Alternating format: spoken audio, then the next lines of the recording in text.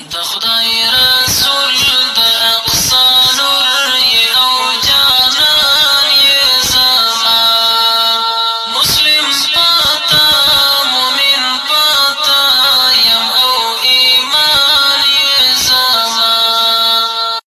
نبی کریم صلی اللہ علیہ وسلم فرمائی په هغه ذات مې د قسم وي د چا په لوس کې چې د موس یادو په توسې کې هیڅ یو کس تر هغه وخته پورې پوره مؤمن کېدی نشي تر څو چې زه هغه ته د خپل مور پلور اولاد او ټول خلک نه زیات محبوب جوړ نشم.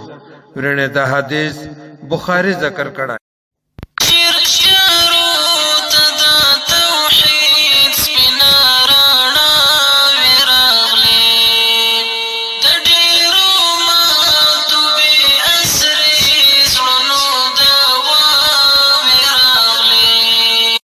نبی کریم صلی اللہ علیہ وسلم فرمائی زمو ټول امت بو جنت تدریمی سوا د هغه چانه چې انکار وکي.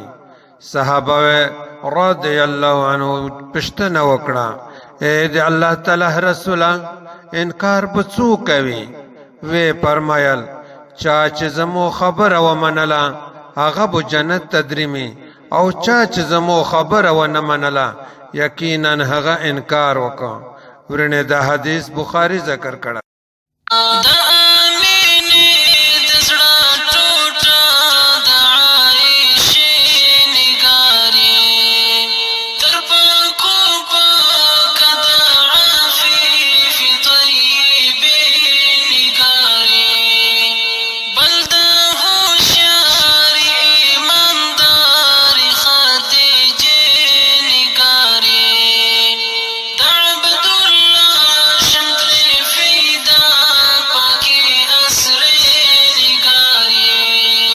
نبی کریم صلی اللہ علیہ وسلم فرمائی چا چې زمو اطاعت وکړه هغه د الله تعالی اطاعت وکړه او چا چې دمو نافرمانی وکړه هغه د الله تعالی نافرمانی وکړه او چا چې زمو د امیر اطاعت وکړه هغه زمو اطاعت وکړه او چا چې زمو د امیر خبره ونه منله هغه زمو خبره ونه منله.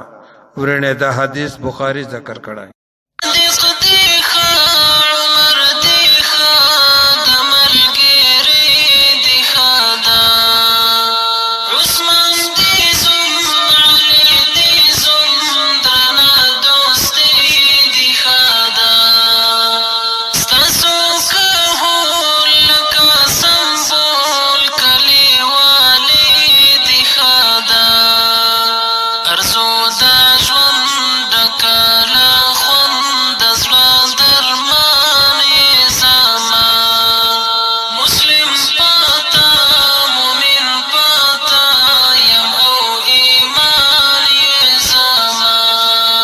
نبی کریم صلی اللہ علیہ وسلم فرمائی تو سے دی اللہ تعالی نبیون یو په بل باندې داسې فضیلت مور کوي په داسې اندازه سره چې دې سره د هغه بل نبی توهین او سپکاوی وکړه شي. ورنه دا حدیث بخاری او مسلم ذکر کړای.